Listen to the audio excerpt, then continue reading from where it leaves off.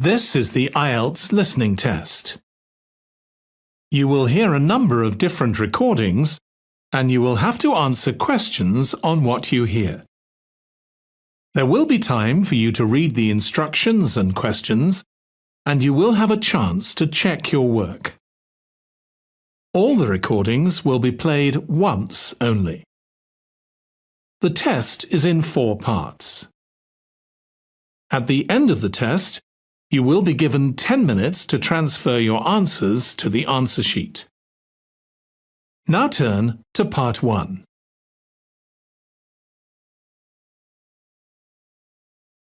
Part 1.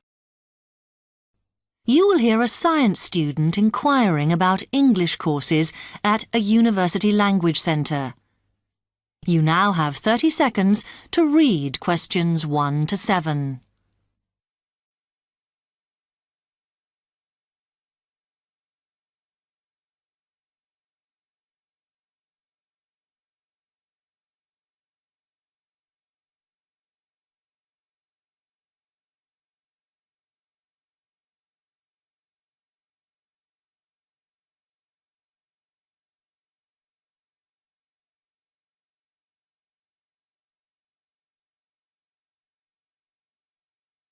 Hi, I've come to ask about the English courses you run for international students. Oh, right. I assume you're a student at the university. Yes, I've just started. Okay. Well, we've got a range of courses. It depends what you think you need and how much. We can't run everything at the same time, though. So, for example, in this first term, we are just doing a writing course. I see. That sounds quite useful. What else is there? Some of the courses only run for single terms, and we tend to focus on what students have difficulty with. That means we don't usually do speaking courses, but next term you can do listening. Oh. That'll help you with lectures and things. Our provision is all based on what the majority of our international students need. So, is everything term-based? There's nothing that you run all year? Well, let's have a look. Yes, there is a class for vocabulary and grammar every term. That's for everybody, but it's split into 3 or 4 levels. And what about in the holidays? We don't do anything during the winter or spring break. Oh. But over the summer, there's just general classes because that's what most students want. A bit of everything. Mm-hmm. Okay, quite a variety then. I'll have a think about what I really need because I haven't got much time. Do you have about 20 students in each class, the same as our science seminars? We try to keep it at about 12 and certainly not more than 15. It's important for language classes. They're very different from your normal courses. Right. And how much are the classes? The rate varies depending on how many hours you attend, but you shouldn't have to pay. Usually, the department will fund you and even sort out which classes you need. Brilliant. It would be quite useful for me to have a certificate to take back to my country. Do you put us in for exams? Yes, but we don't like them to clash with your main course exams in June, so we run them in May. Oh. That leaves you time for revision. Do I have to sign up for something now? I'm not quite sure what I want. Classes haven't quite started yet, so you've got time to decide what you do. All we insist is that you sign up before week 5. That gives you about 3 weeks to decide. Okay. You now have 15 seconds to read questions 8 to 10.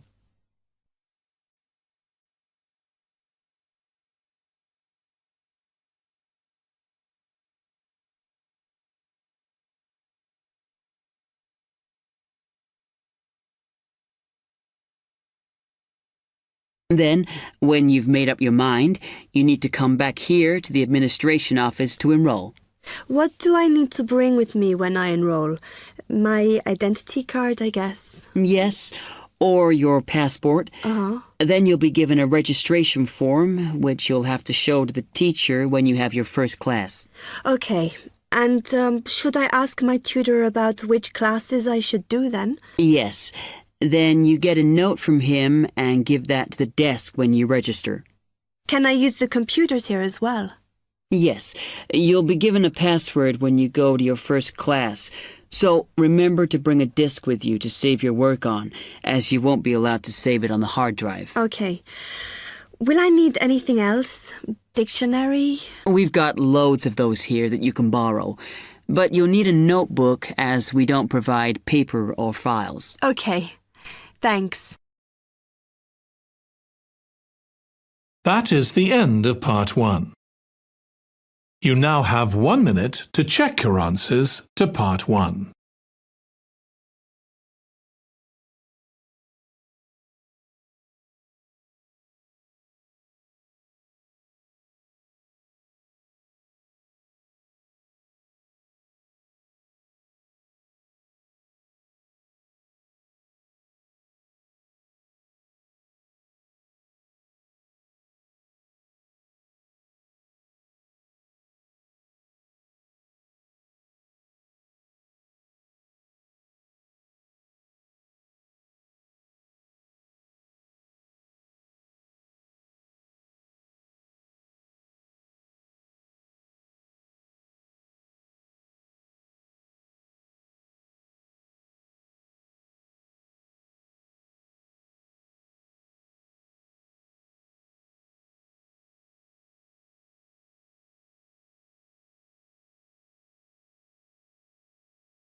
Part 2.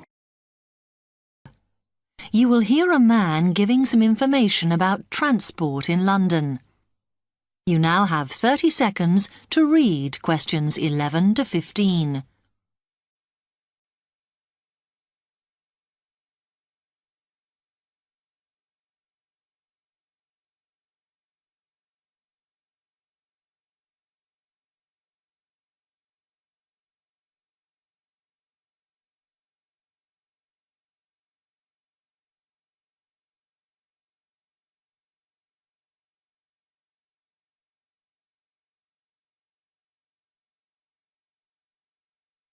Hello, can I help you? Oh, yes.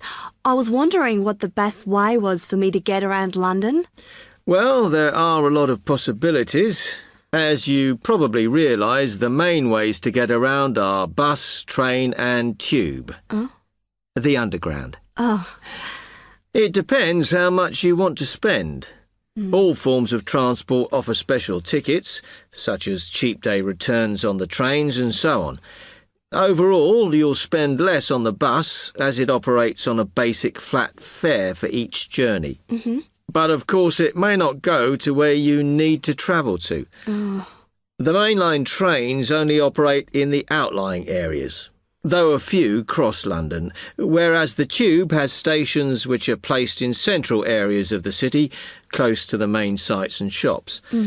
Obviously there are more bus stops, but you will probably have to change buses to get where you want, which can be inconvenient.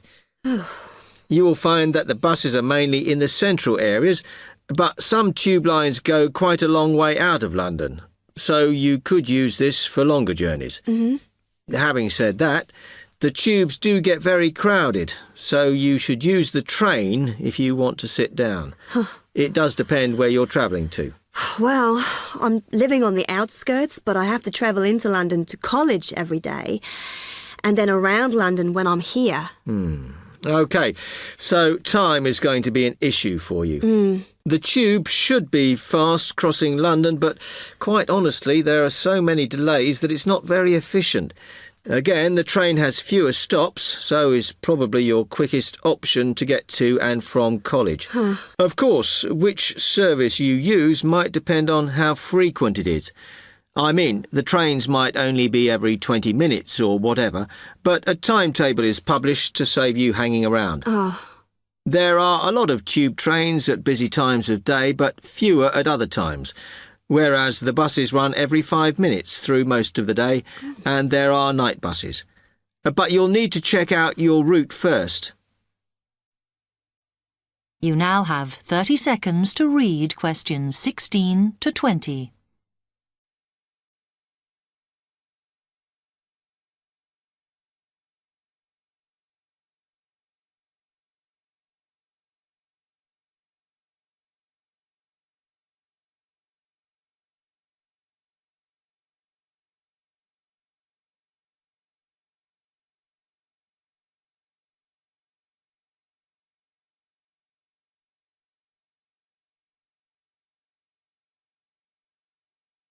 OK, thanks. How can I get from here to Hackney then? Right, well, you can choose. We're here at the information office, OK? Now, next to us, on the corner of the High Street and Sweet Street, is the bus stop, opposite the bank. Uh-huh. The bus goes all the way to Hackney, but it is a very indirect route, so it could take ages. Oh. If you want to take the train, walk down the High Street towards the city, go past the bank, and on your left is the station, just before you get to the post office. There's a mainline service to Hackney Wick, so if you need to get into the centre of Hackney, you may need to pick up a bus when you get there. Opposite the post office, on the corner of Hart Lane, is the tube entrance. You'll see the big signs. That's probably the best way to get there, though you may have to change. It's probably best if you go and get a travel card first. To get to the ticket office, you go out of here onto the High Street. Then turn into South Street, and the ticket office is on your right opposite the cinema. Of course, you may decide it's quicker to take a taxi. But it's a long way, so I think it'll be very expensive. If you do want to get a cab, then the rank is outside here, just opposite the office. That is the end of part 2. You now have 30 seconds to check your answers to part 2.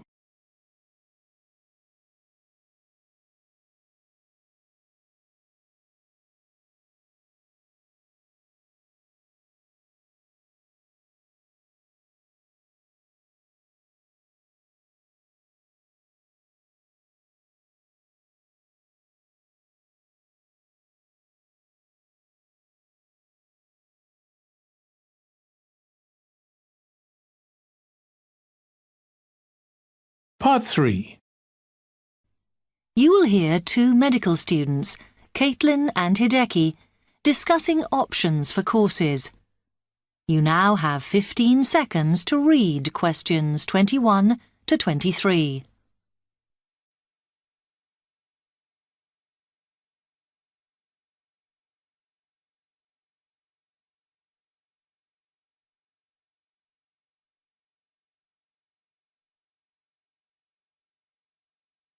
Hi, Hideki. How are you? Fine.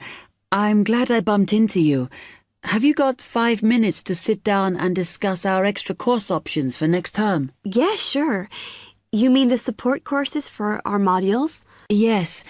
We've got 3 choices, and I'm not sure which would be best for us to do. Let's have a look. Yeah, we could do science and ethics.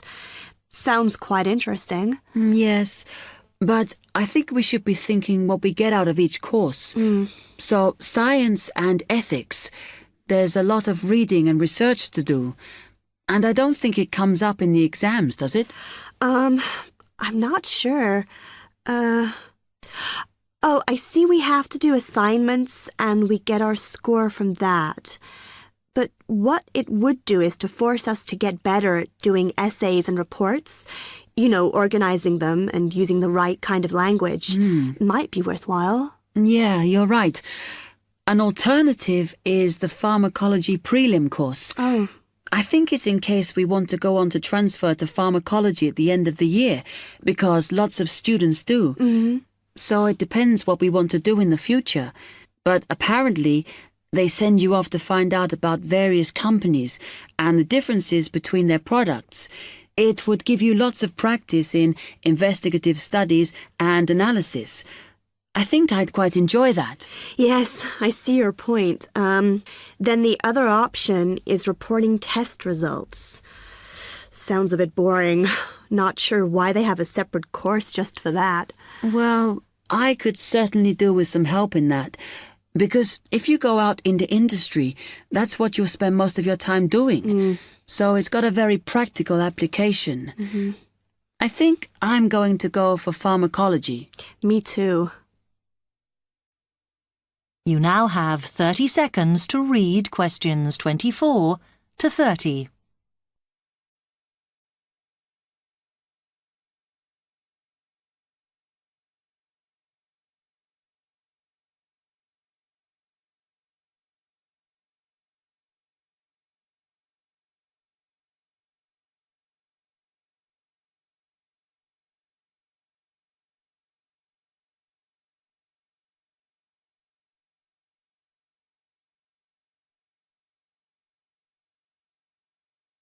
So let's have a look at it in more detail. Oh, goodness.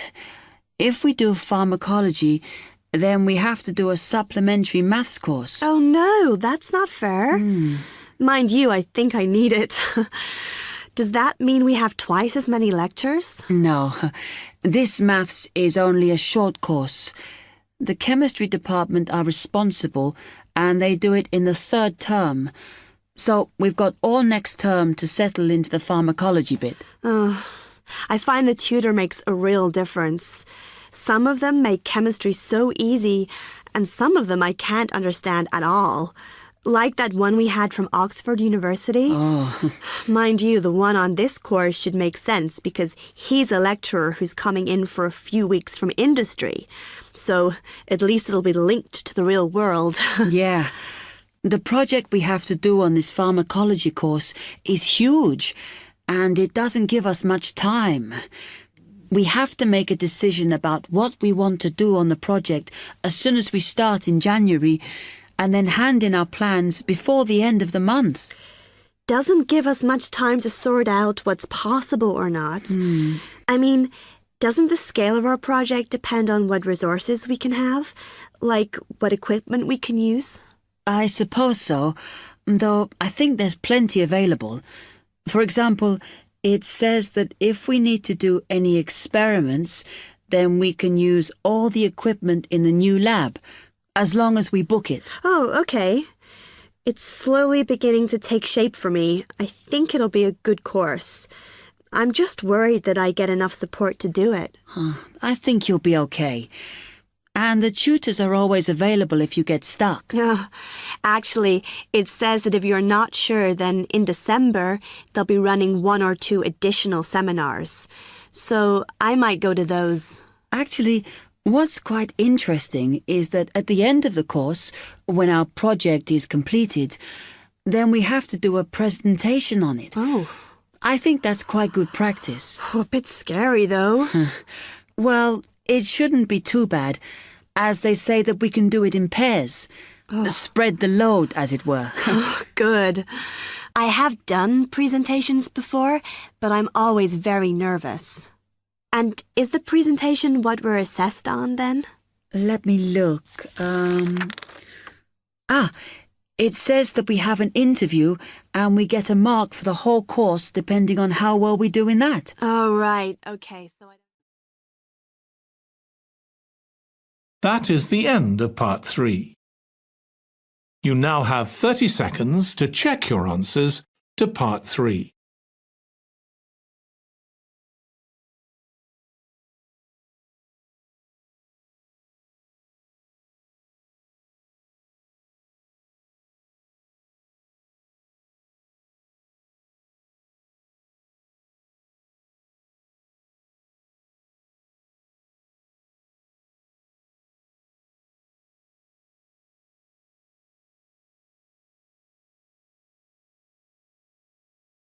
Part 4. You will hear part of a lecture on cities of the future. You now have 30 seconds to read questions 31 to 40.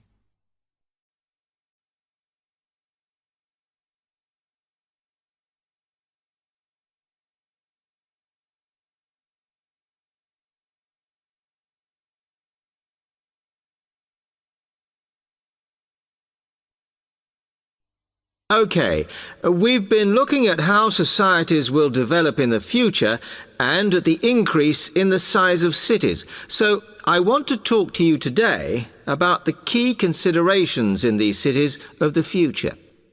There are 3 key elements I want to look at, and these are the new features they will have, issues of size, and the main problems to be considered. First of all, individual transportation will be a big factor in these new megacities as public transport becomes unmanageable. There'll be a huge rise in the use of segways, which are personal transporters like motorized scooters. As a result, and partly also to reduce pollution, roads will be altered so that they are narrower and will take up less of a city's space than they do currently. Naturally, this is a major change to the infrastructure, and something that may hinder it is the huge amount of investment it will require. The next thing is, what is going to happen to the commercial areas? We do not want these to become even larger concrete jungles than they are at present, so we have to look at design. And current designs for city development include building gardens on the roofs of these buildings to make a more pleasant environment for workers. And you may think that these areas will expand to cope with increased commercial activity. In fact, the prediction is that they will cover 1/5 of the area that they do at present as we build upwards. The exception to this is shopping centres, which we predict will expand with more and more temperature-controlled malls. What may cause difficulties is that the superstores will be confined to the outer edges of the city, as they will be too big to fit into the new malls. Then, of course, there are the residential areas, and these will undergo their own changes. One particular development will be houses which are built from glass, as innovations in this material allow it to provide light without causing problems with temperature inside a building. The residential areas will not be allowed to expand without limit, as happens in some areas at present, and their size will be restricted to a population of 15,000. One issue, which has yet to be resolved, and I'm not sure it ever will be, is how we manage to house older residents. They will be increasing in numbers as time goes on. Finally, how will these cities live? We know we have limited energy sources, so what will we do? Well, something currently in development, which will be a feature, is that waste is going to become an energy source. For example, to provide gas in homes. Also, as new technology and systems are developed, we will find that energy plants will become smaller. Another energy source we could use, but one which raises issues of having enough space and too much noise, is wind farms. Because of the problems, I'm not convinced these will be the grand solution to our energy problems that we thought they were going to be. Now, moving on to looking at the social aspect of cities, we need to look at housing and how people will live. Cities currently have flats in the centre, populated by single people and wealthier residents, and families tend to move to the outskirts. In the future, the centre of cities will see a dramatic change. We will see many more examples of cooperative buildings. This is where people join together to form a company that owns the building they live in. And despite continuing shortages, there will also be a rise in the provision of retirement homes in city centres, so that the elderly can have easy access to hospitals and shops. Recently, we have seen a levelling off in the growth of private housing, and I think that will not change. But we are likely to see more social housing, as far fewer people will be able to afford to own their own homes. OK, now, if anybody has any...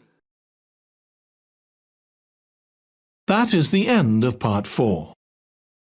You now have 1 minute to check your answers to Part 4.